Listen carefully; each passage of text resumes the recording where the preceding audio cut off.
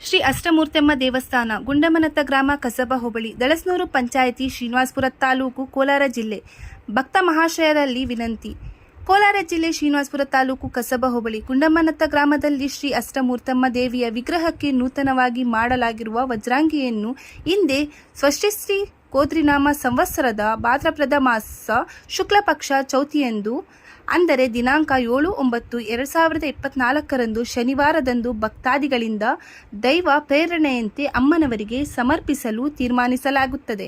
ಆದ್ದರಿಂದ ಗ್ರಾಮದ ಹಾಗೂ ಸುತ್ತಮುತ್ತಲಿನ ಸಮಸ್ತ ಭಕ್ತಾದಿಗಳು ಈ ಕಾರ್ಯಕ್ರಮಕ್ಕೆ ಭಾಗವಹಿಸಿ ತನು ಮನ ಅರ್ಪಿಸಿ ಅಮ್ಮನವರ ಕೃಪೆಗೆ ಪಾತ್ರರಾಗಬೇಕಾಗಿ ವಿನಂತಿ.